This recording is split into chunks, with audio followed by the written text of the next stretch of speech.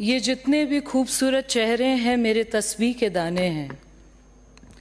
ये जितने भी खूबसूरत चेहरे हैं मेरे तस्बीह के दाने हैं। निगाहें फिरती रहती हैं और इबादत होती रहती है। माननीय अध्यक्ष जी, आपका बहुत धन्यवाद करना चाहती हूँ कि मान संख्या 29, 37 और 47 पर आपने आज मुझे अपने विचार रखने का अवसर दिया है। राजस्थान प्रदेश अपने आप में अपनी इतिहास, अपनी विरासत, समृद्ध विशाल कथाएं, अपने शौर्य और अपनी एक ऐतिहासिक भूमिका के लिए जाना जाता है। आज इस सदन में जब हम बात रख रहे हैं, जो हिंदुस्तान का मरकज है, 3 ऐसे विषय जो हिंदुस्तान के मरकज में अपनी बहुत बड़ी भूमिका देते हैं: चिकित्सा, आस्था और गौ माता।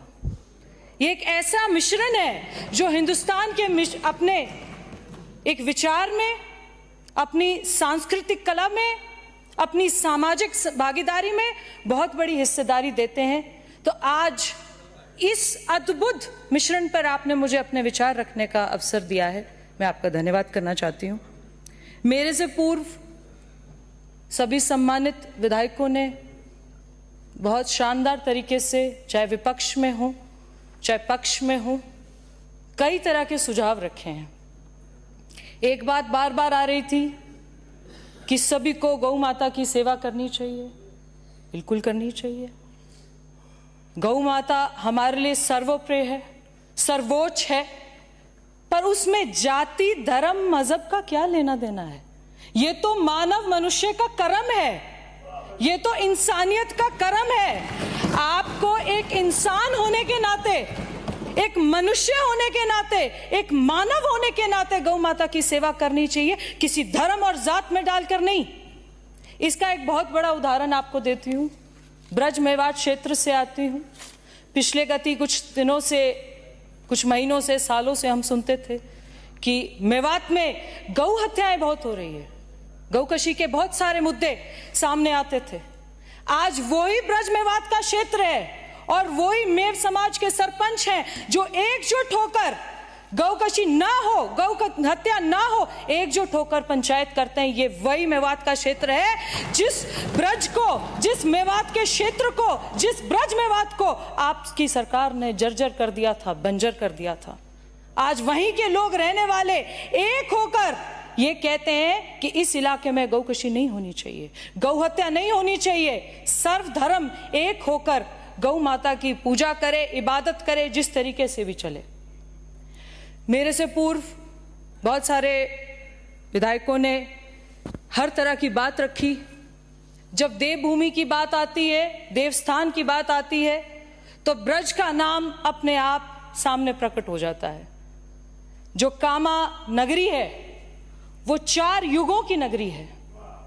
84 कोस, 84 मंदिर, 84 कुंड, 84 खंबे एकजुट होकर ऐसी नगरी है जिसका एक संरक्षण मेवात अपनी तहजीब और संस्कार से भी करता है।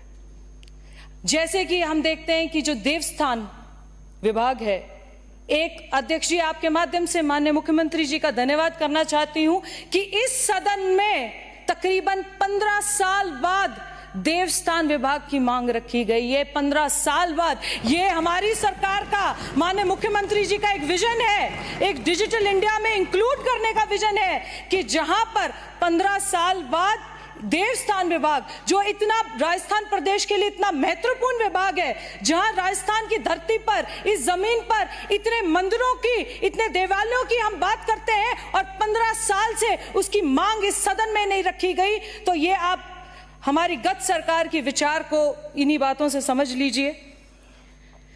जितने रजवाड़े शासक रहे, उन्होंने जो मंदिर बनाए, आजादी से पूर्व जो मंदिर बने, सभी की रख रखाव, देखभाल, उनकी मलकियत की खैर मकदम करना, खिदमत करना देवस्थान विभाग का बहुत बड़ा कार्यभार है। देवस्थान विभाग की एक अपना बहुत व्यापक रूप में वो अपने आप को पेश करता है।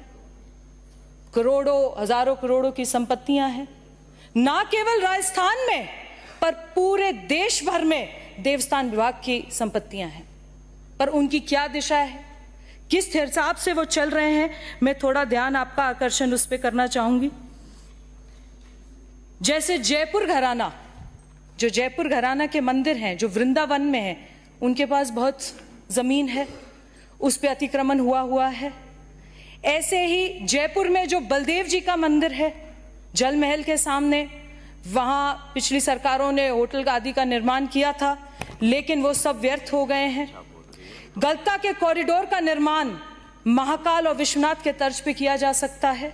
जोधपुर में राय रणछोड़ भगवान का मंदिर है, उसकी संपत्ति, यहाँ बहुत सारे विकास कार्यों की संभावनाएं हैं।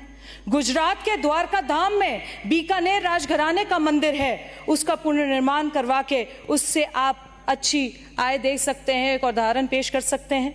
उसी प्रकार से उत्तराखंड में उत्तराकाशी का मंदिर है, वहां पर सभी अन्य असामाजिक तत्वों ने कब्जे कर रखे हैं, अतिक्रमण कर रखे हैं। मैं माननीय अध्यक्ष जी आपके माध्यम से एक यहां पर बहुत बड़ी बात रखना चाहती हूं कि तकरीबन 7200 हेक्टेयर कृषि भूमि देवस्थान विभाग के अधीन मंदिरों में है, इन जिन पर आधे से ज्यादा हेक्टेयर पे अतिक्रमण हुआ है।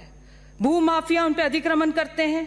जो विभाग के अधिकारी है उनकी उदासीनता के कारण वहां पर किसी भी तरह का कोई भी कब्जा मुक्त कराने की कोई भी विशेष ध्यान नहीं दिया जाता।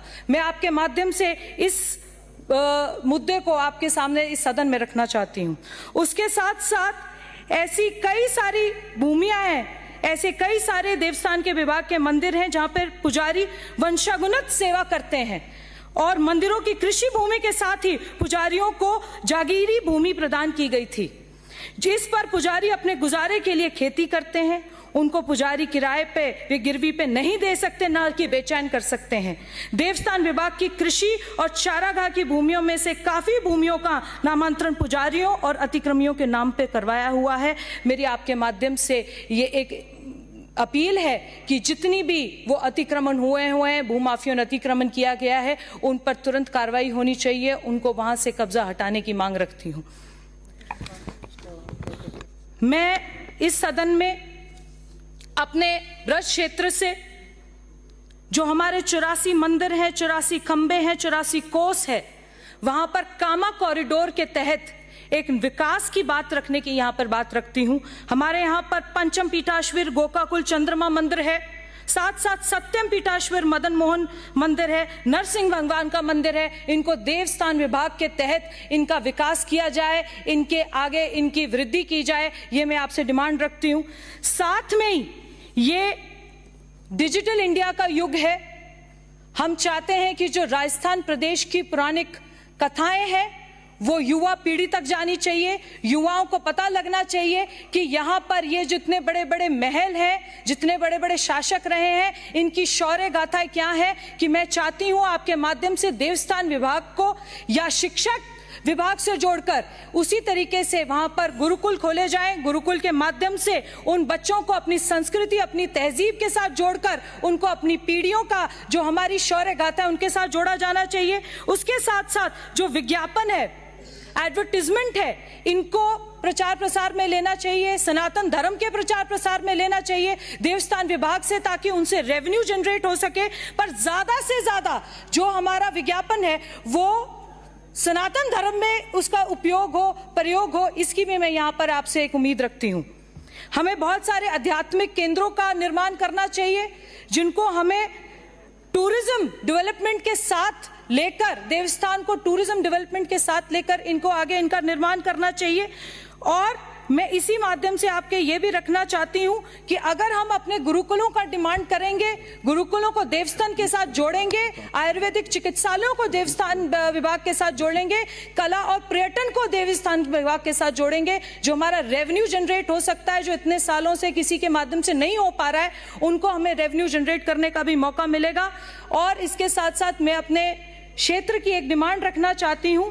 हमारे यहाँ पर पशु विभाग से जो चिकित्सालय है उसमें ना तो कोई चिकित्सक है, ना ही कोई स्टाफ है। और आपके माध्यम से मैं ये उम्मीद रखती हूं कि जो हमारे विभाग में आने वाले डॉक्टरों की नियुक्ति हो, ताकि जो जितने भी हमारे पशु हैं जो वहां पर उपचार अपना करा सकें। मैं आपके माध्यम से ये वो रखती हूं। दूसरा, मैं ये भी रखना चाहती हूं कि आप देवस्थान विभाग के सारे आसपास के आपके विभागों के साथ, शिक्षा विभाग, कलाकृति विभाग, पर्यटन विभाग और इनके रेवेन्यू के साथ इसको जोड़कर रेवेन्यू जनरेट करने का सोचें, ताकि जो नई पीढ़ी है, नई पीढ़ी जो इस प्रदेश की है, वो अपनी गाथाओं को समझ सके और आगे चल सके।